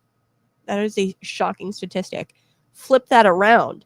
70% of Black children were with married parents before LBJ's war on poverty baloney. Okay, so it's been 160 years since slavery. I don't think we can blame that. I think we can blame the welfare dependency programs for why the Black community is stuck in these cycles of poverty. And who is all for these welfare programs? The Democrat Party.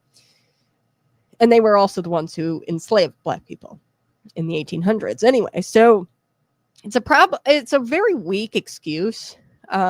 This whole because of slavery, that's why the Black community is still having issues today. That's a bit of a stretch, and it's a very weak argument. And I want to point this out. He's breaking a little something called the Civil Rights Act, which his party, by the way, was very, very much against and tried to shut down back in the 1960s. Johnson, whose office is currently being investigated by the U.S. Department of Justice for discriminatory race-based hiring practices, he touted that he is how he believed the Wealth Our Way program would help predominantly Black communities. He says this, quote, "The impact of this initiative will be monumentous. It will reduce blighted and abandoned buildings along with commercial corridors in the south and west sides, while also creating safe and more walkable communities. Local ownership will give residents more control over their product and services entering in our communities. Investing in Black is not a criminal act." That's what he says here. What? It's definitely not legal. Okay. When you invest in one skin color over another. Okay. Like, I get it. Like, he's saying ancestral crime. It's not a thing. It won't hold up in court. You know, if he is, probably they're going to launch another investigation into this guy over those claims and over this initiative. It's called what did I say it was? The Way something program. I don't know. It's this program where they get the taxpayer dollars. It's grants. And he says it's going to help people on the south and west sides. But then he goes further and he says that investing in Black is not a criminal act. So what this initiative is truly about is it's the Wealth Our Way program. That's the initiative. What this is truly about is giving money based on their skin color. And I get it. Ancestral crime is his argument here.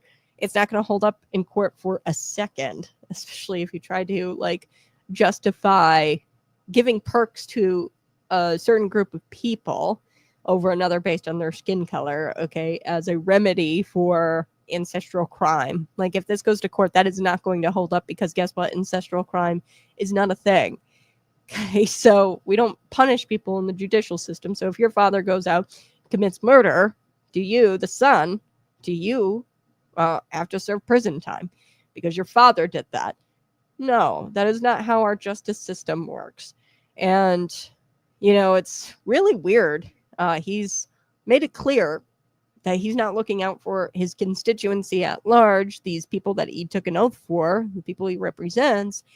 He is not standing with people with a lighter complexion than him.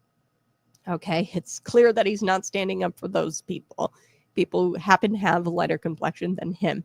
And calling that racist is not wrong. Okay, I'm just going to say it. It's kind of an understatement to call that racist. It's blatantly racist. I got to take a quick break, but you're listening to Conservative Cat. Smash that like button and subscribe to the channel. Share this out with your friends and enjoy this Conservative Cat clip.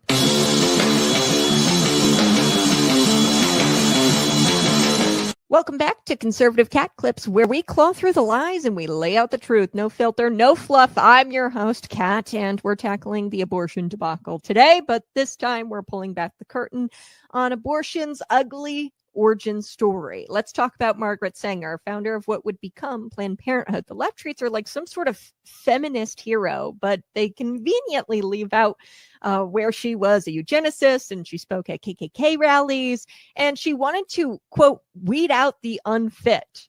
Her words, not mine, folks.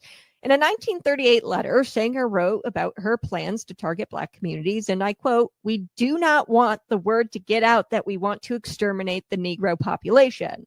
Does that sound like they're trying to hide something, doesn't it? Planned Parenthood was built on this ideology, and Sanger didn't want to empower women. She wanted to control population growth, particularly among minorities, the poor, and the disabled, anyone she and her elite pals deemed less desirable. That's who she wanted to weed out. And guess what? The legacy still haunts the abortion industry today. Don't believe me? Look at the numbers. Black women make up about 13% of the population, but they account for nearly 40% of all abortions. You think that's by accident? No, ma'am. That's what's called targeted marketing and deception. They're marketing abortion to Black women. So while the media glamorizes abortion as freedom, let's be real. It started with a woman who thought freedom meant eliminating the weak. And while the left tears down statues of long dead so-called racists, they keep handing out awards named after Margaret Sanger. Hypocrisy much? The left is tearing down these statues, but yet they're handing out awards named after Margaret Sanger. Now, I know some folks are going to say, well, that was a long time ago, Kat, sure. But Planned Parenthood is still the nation's largest abortion provider. They're still planting clinics in these low-income minority neighborhoods, and they're marketing abortions to minorities. And they were raking in $500 million of taxpayer dollars, by the way, every year. And just until recently, President Donald Trump signed this executive order to end the federal taxpayer dollars to fund and promote elective abortion. The order recognizes that for nearly 5 decades, Congress enacted a little something called the Hyde Amendment. It's a series of additional laws to protect taxpayers from being forced to pay for abortion. That's what the Hyde Amendment does. Contrary to this longstanding common sense policy, the previous administration, Joe Biden, they dedicated all kinds of federal funding to elective abortion and a wide variety of government programs. This isn't about women's health. It's about politics, power, and profit. The future, it's up to us. In a post-Roe world, gives us this chance to right historic wrongs. We need laws that protect the unborn, support women, and finally shut down the lie that abortion is some kind of virtue. This has been Conservative Cat Clips. I'm Kat, reminding you that the truth has claws and history doesn't lie. Margaret Sanger's past isn't just history, it's the foundation of a system that we are fighting today. Stand tall, speak out, and choose life. Hey, good morning. You're listening to Conservative Cat. Hit the subscribe button, share this out, and tell one person about Conservative Cat. Go to patriotpumpenergy.com. $10 off using Conservative Cat. You can get your bottle of Patriot Pump. It's a premium pre-workout. Definitely keeps your energy levels high all day. There's no crazy crash. It's really good stuff, folks. And it's a premium pre-workout. It's got black pepper extract in it and no artificial colorings like the other stuff. So I like this. Chromosomes don't lie. I don't care what you think you are. If you're XY, you're male. If you're XX, you're female. That's how God made it. Enough said. I'll take your chats here in a couple of minutes. I do want to get to this one. This is nothing more than racism by the Chicago mayor. He should be removed from office for being racist. Yeah, really cuffed, right? Because this is a federal statute, the Civil Rights Act. He should be charged. And I think that the DOJ is investigating this, but I really hope that they take this seriously. Because it is serious. We should not condone racism in this country. Republicans haven't really ever, we've never condoned racism really since Abraham Lincoln. Republicans, the Emancipation Proclamation and the freeing of the black slaves. From then on, Republicans have been pretty consistent about slavery and how it's wrong and how racism is wrong. LBJ, he was a big racist. Yes, Lyndon Baines Johnson, he was a huge racist in that he actually even said, I think there's a direct quote where he said, I'm going to get black people voting for Democrats for decades. Something similar to that along those lines. That's what LBJ said. And that's what this is all about. The war on poverty, the welfare programs. It's about government dependency, and that's how they control you. If you're dependent on the government, that's not freedom. If you're dependent on these Democrats and in turn they request that you vote for them, that's not freedom, right? That's strong arming these black communities. All right, let's get to this. Donald Trump and Tucker Carlson appearing to have a little bit of a rift. So there's been a rift that has kind of formed between, the Tucker Carlson people, the people who watch his podcast, and the people who support Donald Trump. There's a little bit of a rift here now, dating back to 2011. He's been very clear about this. He actually came out and said that Barack Obama, and he's not wrong, he said that Barack Obama was going to make it to where Iran would have nuclear weapons. Now, you guys remember the 2015 nuclear deal that Barack Obama had made. Really what this was, it was pretty please don't build a nuke. Okay, don't build a nuclear bomb. Don't expand your nuclear program. And in exchange, we are going to give you $1.7 billion on pallets of cash. Okay, like it's a drug deal. And then we're going to lift all these sanctions. So this was a crappy deal. Shame on Barack Obama. Who knows what they did, by the way, the Biden administration? I don't know who was running the ship over there. Obviously, it wasn't Joe. But it's screwed. It's screwed up. Most likely, if this happened under Barack Obama in 2015, they were totally ignorant to the advances that Iran has been making in order to create a nuclear weapon. We cannot have Iran get their hands on a nuclear weapon.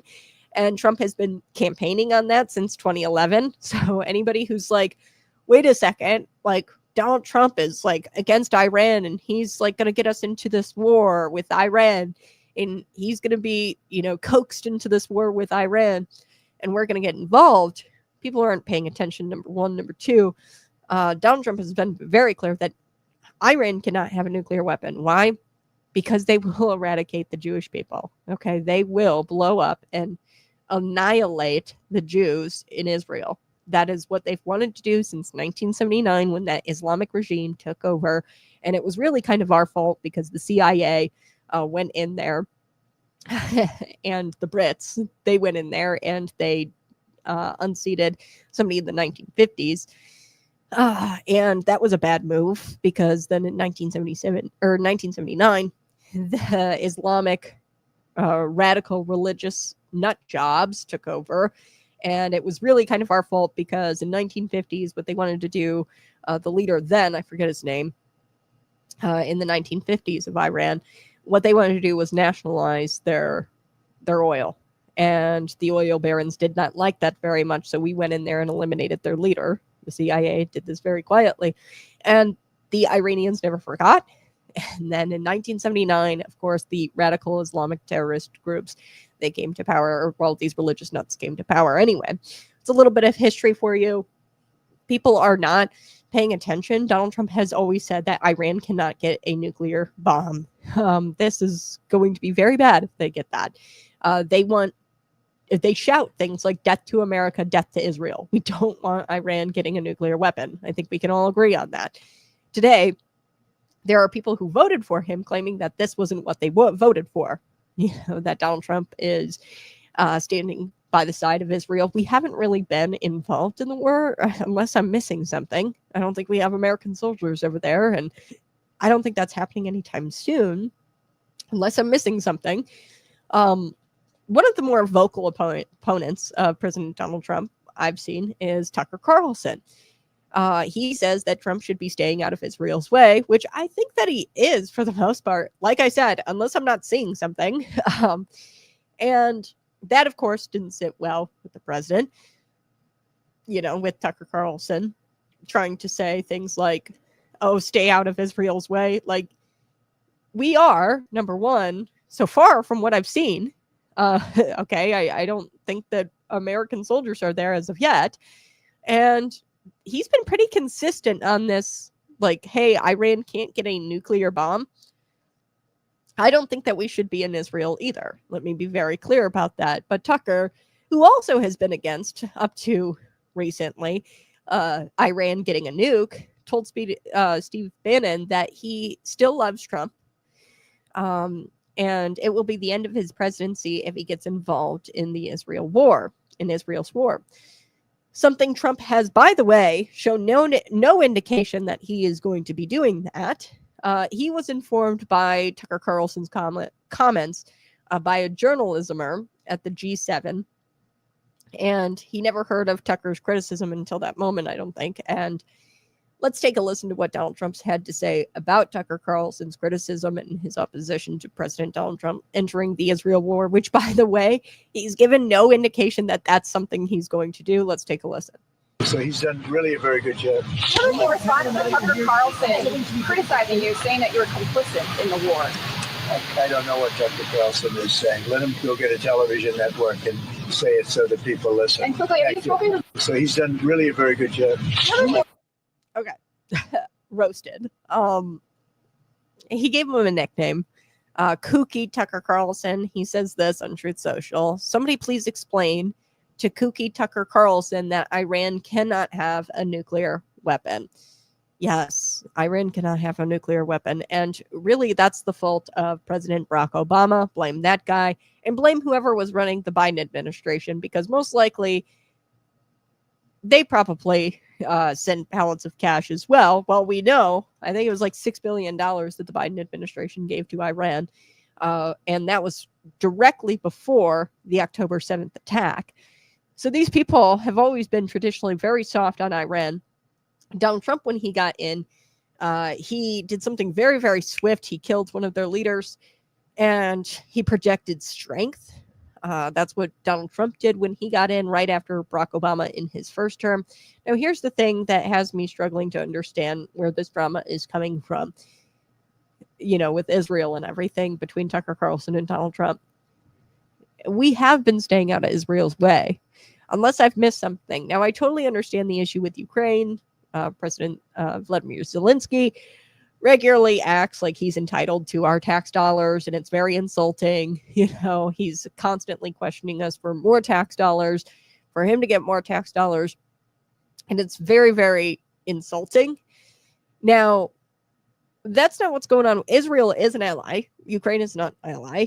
Okay, number one. Number two, they're not asking us to get involved in the war, and I'm pretty sure Israel does have a nuke. I mean, I'm not privy to these conversations, obviously, but I bet they do, and they're showing restraint. I think that they could wipe out Iran tomorrow if they wanted to, but they're showing restraint. And I don't know. I think that they just need to go full force and just, stop this war completely. Iran should be coming to the table. We're expected to do something in Ukraine, okay? And all of the European countries do nothing, by the way, for Ukraine.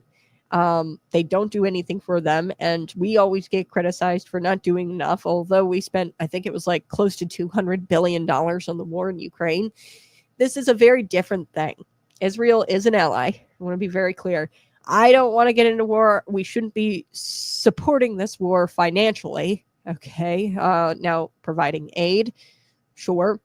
That makes sense because they're an ally. Israel is capable of handling their own business. Like I said, I think if they really weren't showing restraint, which tells you all you really need to know who the good guys and bad guys are, the good guys are definitely Israel, right?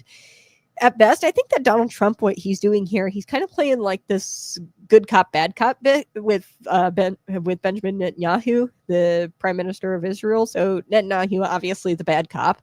And Donald Trump is like, look, Iran, you're going to keep getting blown up. I'm the good guy here. I'm willing to help you guys come to an agreement. Okay. So Donald Trump is trying to be like the carrot and the, what is that called? Sugar and stick, all sugar, no stick. I don't know. He's trying to be the sugar here, Donald Trump, in this whole thing. So Iran cannot get a nuclear weapon, period. And it's really unfortunate that Barack Obama did what he did in 2015. And who knows what the Biden administration did while they were there when it came to relationships with Iran. We know it was like $6 billion that they gave Iran. Shortly after that, they attacked Hamas attacked Israel on October 7th. Trump is capable. Okay. He doesn't need he doesn't need Tucker Carlson or people say, don't get into the war. Don't get into the war. Nobody wants to get into the war. And I don't think Donald's going to do that. We'll have to see. He is very, very capable. And here's how I know Donald Trump is capable. He has overseen a mass deportation effort never before seen. He's gotten this big, beautiful bill passed. He's playing like this good cop with Benjamin Netanyahu with Iran in order to work out a deal. I hope that that's ultimately what happens. And this is why I voted for the guy. He is a competent individual and he's capable of doing this thing. Okay. Just give him some time. And, I don't know unless. So if it comes out like in a couple of minutes that we are involved, unless I know something or I don't know something, but it seems like we're pretty much staying out of it for right now. And Donald Trump's just kind of playing this good cop role with Benjamin Netanyahu, and they're trying to force Iran's hand here. So I don't think that we're anywhere close to American soldiers going in and working and fighting alongside Israel. I don't think we're anywhere close to that right now. Now, I could be wrong. As soon as I get off here, who knows? It's a very volatile situation over in Iran, in Israel, in the Middle East. It's always been since really since the biblical times, since Genesis, the book of Genesis. Abraham, Sarah, Hagar, and Ishmael and Isaac. Isaac was the chosen one for the promised land, which is Israel, and Ishmael was promised other nations, just not the promised land, and it's been a big family feud really ever since. And we really screwed up in 1950 when we deseated that guy who was in Iran, the leader of Iran then, because we were freaked out about him nationalizing oil, which wasn't great, but the oil barons, it was all about greed. We went over there and unseated him, and they never forgot that. And fast forward to 1979, they installed an Islamic regime, this Islamic religious regime, where they're zealots and they're insane. So, yeah, this is volatile. Who knows where this is going to go right now? I don't think that we're anywhere close to American soldiers fighting alongside Israel. You guys have a blessed day. Bye-bye. Love you so much. I'll talk to you again soon. Be sure to hit that subscribe button right now. Do it right now. I see you. Do it right now. Hit the subscribe button and share this out with your friends. Go to patriotpumpenergy.com and get your bottle of Patriot Pump today. Bye-bye. Talk to you tomorrow.